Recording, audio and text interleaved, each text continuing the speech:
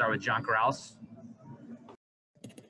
Brad, is this a game where you're happy that you pulled it out or that you're upset at the way you started? A little bit of both?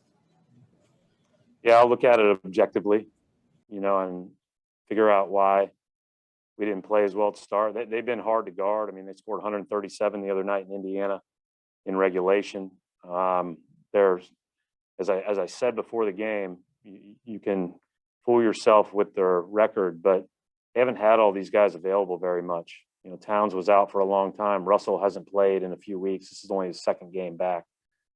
And obviously Edwards has just had a great rookie year. And so offense and talent, they're really, really good. And we were struggling to guard them. We were guarding them traditionally with not enough impact, and they were cooking us. So we had to change some things up. And, it helped for a while, but then they scorched us again there at the end of the fourth. Mark D'Amico. Hey, Coach, the last time you saw one of your players score 53 points, it was Isaiah Thomas in a playoff game, and no one's ever going to forget that performance. How would you just describe what you saw Jayson put together tonight in this game? Yeah, I mean, it was a lot like what I recall about Isaiah on so many occasions. He just wouldn't let us lose. Tatum was like that. Like when we were coming back in the third, you could see he had it. Guys did a good job finding him. I thought that the key to winning the overtime was actually, not only, the first bucket, but then the recognition to get off the ball because they were sending so many guys to him. Led to Kemba's 2 threes. I believe it led to Jalen hit that 3. We just got off the ball against gap help in that overtime a lot better than maybe in the last few minutes of the game. But Tatum was super special tonight. And that's coming off of a heavy minute night the night before. And don't mistake his quiet demeanor for not being a competitor. He is a competitor. Tim Bontemps.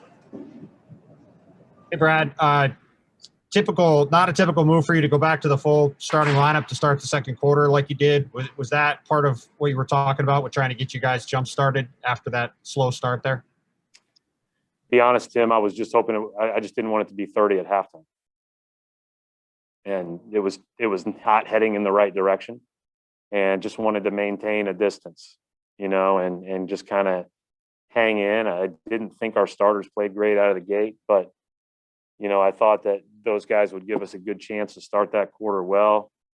I don't think our full starting 5 probably hasn't played as well as they want.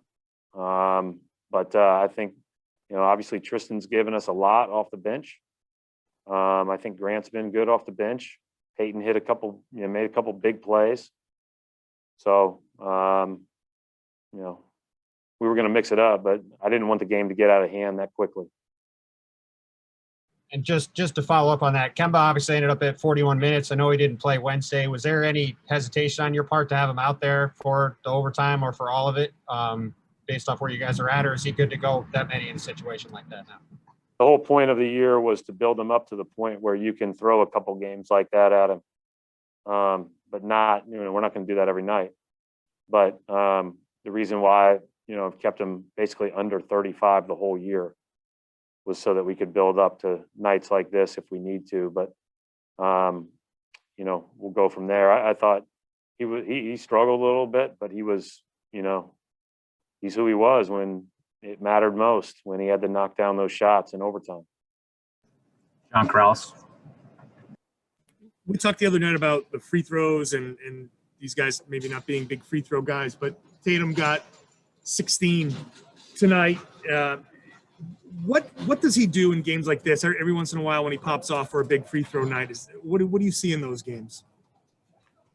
Well, he did a good job attacking the rim on a couple of different occasions. He found some matchups that he could do that. He got downhill on the bigs a couple times, got to the foul line. Obviously, he got the 3-point foul when Towns switched onto him. I mean, I think a lot of times it's not a lack of desire by those guys to get to the rim. Sometimes it's hard to get at the rim on certain guys, and you can find matchups elsewhere that are maybe more advantageous to do so. I think that he's grown in his ability to seek great shots or seek higher efficiency shots throughout this season. And, he missed a couple of really tough ones there at the end of the fourth, but for the most part, I thought he either got to the rim or, drew fouls or shot the three. Gary Washburn. Hey, Brad, the turnovers, were they a byproduct of you guys passing a little too much, or were there some careless stuff? What did you think of the turnovers? Yeah. Why? Yeah, it's good. We were loose again. We're just too loose with the ball. I don't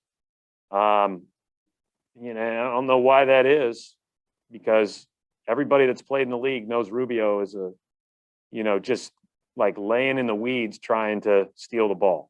He's unbelievable at reading plays. He'll shoot the gap. He's got all that stuff. Now, you also saw that from McDaniels. Thought you saw that occasionally from Edwards. Like, they have a number of guys that use their length and athleticism to get into our passing lanes, but it started with Rubio. And we got to get tougher with the ball. We do. Most teams that want to do anything significant can't turn it over. I'll do questions for Coach. We'll go to Jared Weiss. Brad, you had mentioned, I think last week, about how the team needs to respond well to adversity. And in the middle of the game, there was technical foul on Jayson, some of those kind of moments. Do you feel like this was a good example of how you want them to positively respond to those moments? Well, I think both the last two games have been pretty good as far as that goes. And I think that, a lot of people deserve credit for that. Everybody on the court, the bench was really good. It was really loud. But I think that Tristan's physical presence has given us a little bit more comfort in those moments, that we can get stops, that we can get rebounds, that we can do, those types of things. And then I think Smart, his voice has been great the last few games. And, I think that those things have really stood out to me. Final question, Tim Bontemps. I was just curious, Brad. It looked like you had Brandon Bailey draw something up with about 45 seconds left in overtime. I was curious what you thought of what he put together for you. Well, how quickly did they score, Tim?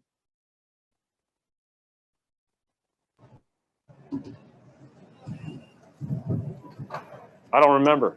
I think they scored like within 2 seconds, right? So I got to get on Brandon. No, Brandon's amazing.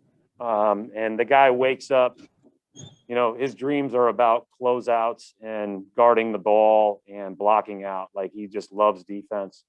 It was his scout tonight. I had already gone through what I thought they'd run at the end of regulation. And he has a deeper encyclopedia of the team we were playing. So it didn't make any sense for me to try to guess. So I just let him draw it up. I'll wrap it up right there.